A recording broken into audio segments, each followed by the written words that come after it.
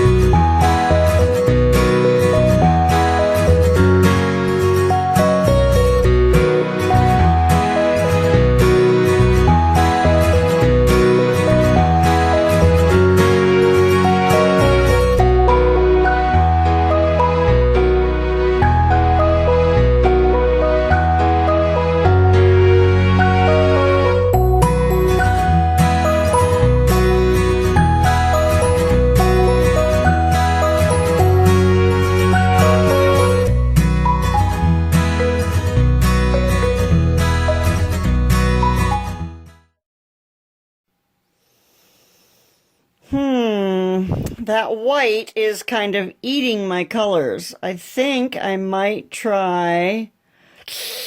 Oh gosh, I don't know. I might try a paper towel dip, or I might just try and blow it. I just don't know what I'm going to do here. I'm going to try not to ruin it for a second time, so wish me luck with that.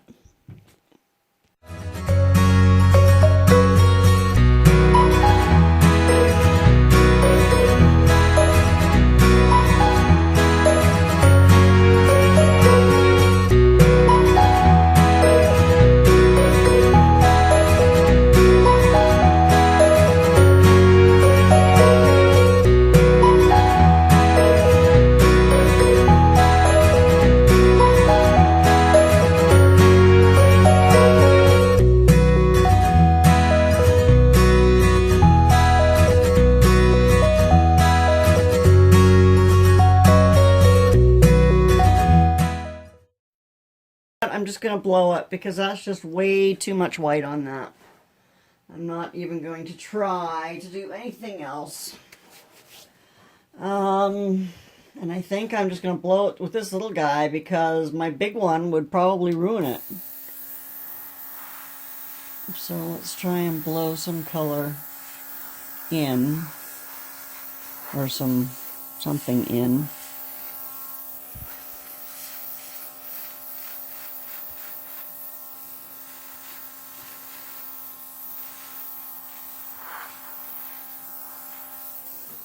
And then, okay, let's get the dryer and see what happens.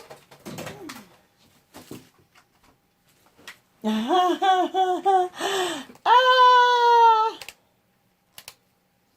Oh, helps if you turn this power strip on.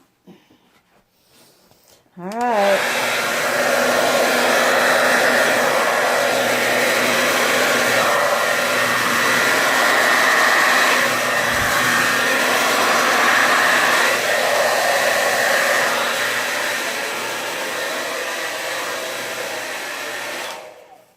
Well,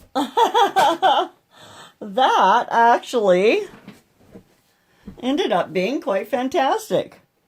I got a couple of spots here and here where I'm not very well blended, so let's just kick that over the corner, and we'll just do the same here.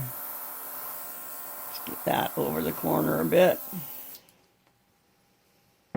Other than that, oh my gosh, look at I'm getting some cells in here. Some really pretty muted colors that that's got to be the Pebeo Studio Iridescent Blue Black that's in there. It's almost a gray. I don't know that I'm a super huge fan of that, although I might like it more against a dark background as opposed to a white background. I really like this little strip right in here. So I'm going to hang out and watch it and play with the edges a little bit for a while, and then I'll bring you down for a close-up. Thanks so much for watching. If I haven't mentioned it lately, I really do appreciate you guys. You give me someone to talk to about my art, and it's a great outlet for me when I'm doing it. So I appreciate all of you. If you haven't already, I would love it if you would subscribe. That would make my day. I am up to 50 subscribers now, so woohoo! That was super exciting when I saw that a 50th person had signed up. That makes me super happy. So thank you, all of you who have signed up, all of you who have left comments and posted likes and shares and all that stuff that helps me,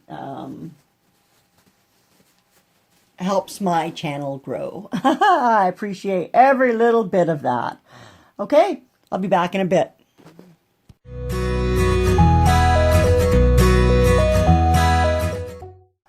So, wow, will you look at all the cells that popped up in that and all the lacing. It turned out just beautifully. There's that, what is that? That iridescent blue black, and I'm told that although it looks kind of gray when it's wet, it will dry to a beautiful, beautiful blue. So I'll come back after this is dry and show you how it turned out. Thanks for watching. So here it is all dry. You can see if I zoom in that Pebeo Studios iridescent blue black is still more gray than blue. So I don't know, maybe with a different set of colors. Although, I mean, it does add kind of a neutral tone to it. I think it turned out really neatly. I mean, look at, that's kind of, I don't know. I'm not sure if I'm 100% in love with it yet or not. Some of the colors and patterns and I don't know what you call that kind of stretching out there is kind of really cool. This turned out quite nicely. The colors are pretty good. I don't know. Let me know what you think. Do you think I should keep it? Do you think I should paint over it? I'm kind of torn with this one. Let me know. Thanks again for watching. Have a fantastic day. Take care of you. Bye now.